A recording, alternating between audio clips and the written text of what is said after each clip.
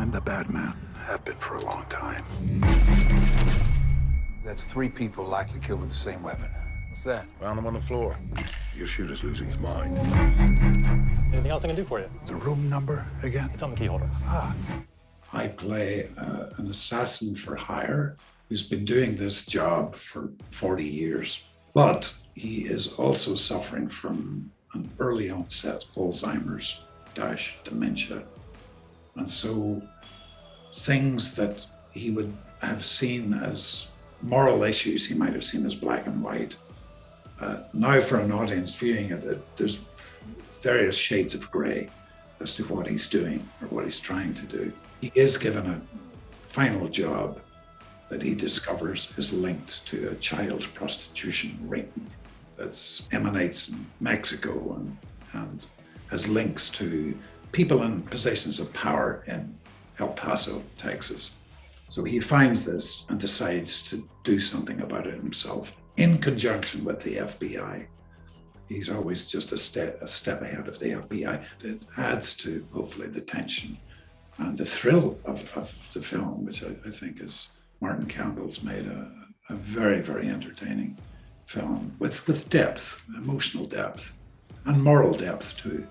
Vincent, who I play, is an FBI agent he's trying to sort of do his job as best he can and not allow his own personal tragedy to get in the way, but the emotional side of that is affecting his work. The retainer for your services is $10 million. No. Call the contract off. I don't hurt children, ever. My character is Davana Selman. She's the CEO of a hedge fund which invests in many different businesses. And she asked our lawyer to hire Hitman to kill the witnesses that can prove that her son is a sexual deviant. She doesn't want this information to come out in order to protect her son, but also herself and her business. For some aspects, she's a monster, but in others, she's a human being, and playing this duality is what interested me.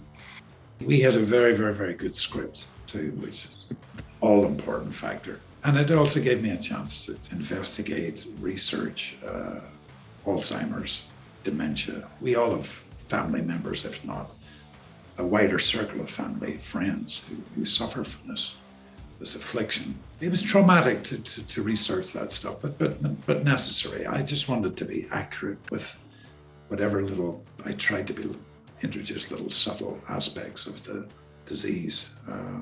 So in that way, I worked very, very closely with Martin. The film is violent, but nothing is more violent than reality. It's interesting that we can open the subject and we give the chance to talk about difficult subjects like those, even though it's just a movie. If there's an energy to a film that requires it sort of stays up here and stays dynamic and stays dramatic, I think you've always got to be careful you don't lose the underlying emotional journey of each of the characters and the way in which characters are affected by the plot. And I think that was one of the things that seemed quite clear in the script and seemed quite clear from Martin's point of view. And he kept saying, look, this is a dramatic and powerful film, but it has to be an emotional story. I really want to understand that these characters are really feeling what is happening around them.